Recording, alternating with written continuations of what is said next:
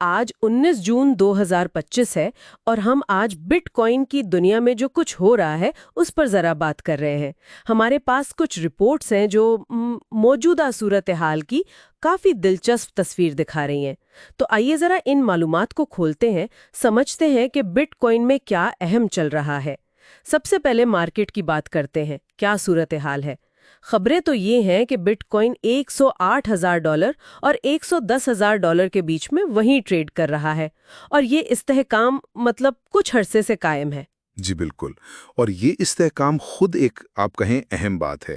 تھوڑا بہت اوپر نیچے تو ہوتا ہے، لیکن قیمت کا ایک خاص دائرے میں رہنا یہ شاید مارکیٹ میں ایک طرح کی پختگی دکھا رہا ہے۔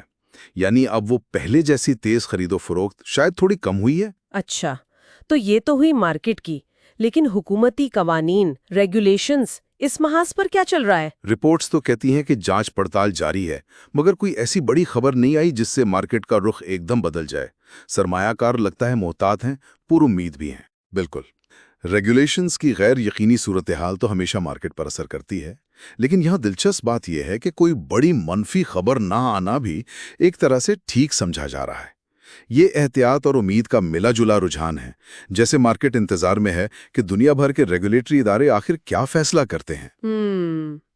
اور اسی دوران جو بڑے مالیاتی ادارے ہیں، انسٹیٹیوشنل انویسٹرز جنہیں کہتے ہیں، ان کی دلچسپی کیسی ہے؟ جی، وہ دلچسپی تو سنا ہے کافی مضبوط ہے، کم نہیں ہوئی، بلکہ کچھ ادارے تو اسے عالمی معاشی غیر یقینی صورتحال میں ایک لمبی مدت کی سرمایہ کاری کے طور پر دیکھ رہے ہیں۔ اچھا، تو یہ اہم بات ہے۔ یہ واقعی ایک آپ کہیں بڑی پیش رفت ہے۔ جب بڑے ادارے آتے ہیں نا، تو اس سے مارکیٹ میں استحکام آنے کا امکان بڑھتا ہے، اور یہ بٹ کوائن کو ایک سنجیدہ اثاثہ، ایک سیریس ایسٹ کے طور پر قبولیت دلانے میں بھی مدد کرتا ہے۔ صحیح، یہ صرف سٹے بازی نہیں رہتی پھر۔ بالکل۔ یہ تو مالی پہلو ہو گئے۔ ٹیکنالوجی کے میدان میں کیا ہو رہا ہے؟ بٹ کوائن کے پیچھے جو بلاک چین ٹیکنالوجی ہے، اس میں کوئی بہتری؟ ہاں، اس پر بھی بات ہوئی ہے۔ رپورٹس میں ذکر ہے کہ بٹ کوائن نیٹ ورک کی اسکیل ایبلٹی بہتر کرنے پر کام ہو رہا ہے، یعنی ایک وقت میں زیادہ ٹرانزیکشنز کو ہینڈل کرنے کی صلاحیت۔ یعنی نیٹ ورک زیادہ استعمال برداشت کر سکے۔ جی، اور ساتھ ہی سیکیورٹی کو بھی مزید مضبوط کیا جا رہا ہے۔ یہ ٹیکنیکل اپ گریڈز یہ بہت ضروری ہیں۔ تو اسکیلیبلٹی اور سیکیورٹی میں بہتری، اس کا مطلب ہے نیٹ ورک زیادہ قابل اعتماد اور تیز ہو رہا ہوگا؟ بالکل، بہتر اسکیلیبلٹی سے زیادہ لوگ اسے استعمال کر پائیں گے، اور مضبوط سیکیورٹی سے ظاہر ہے صارفین کا اعتماد بڑھتا ہے۔ یہ بنیادی چیزیں ہیں جو نیٹ ورک کو مضبوط کرتی ہیں۔ طویل مدت میں ان کا بڑا اثر ہو سکتا ہے۔ اور یہ جو ٹیکنالوجی بہتر ہو رہی ہے اور بڑے ادارے آ رہے ہیں، کیا اس سے دنیا بھر میں بٹ کوائن کو اپنانے میں بھی مدد مل رہی ہے، خاص طور پر ان علاقوں میں جہاں شاید معاشی استحکام کم ہے؟ ذرائع تو یہی بتاتے ہیں، ان خطوں میں جہاں مقامی کرنسی کمزور ہے یا بینکنگ سسٹم سب کے لیے نہیں ہے، وہاں بٹ کوائن کو ایک متبادل کے طور پر دیکھا جا رہا ہے۔ یہ صرف سرمایہ کاری نہیں، بلکہ آپ کہیں روزمرہ کی ضروریات کے لیے بھی، جیسے باہر سے پیسے بھیجنے کے لیے، یہ اس کی عملی افادیت کو ظاہر کرتا ہے۔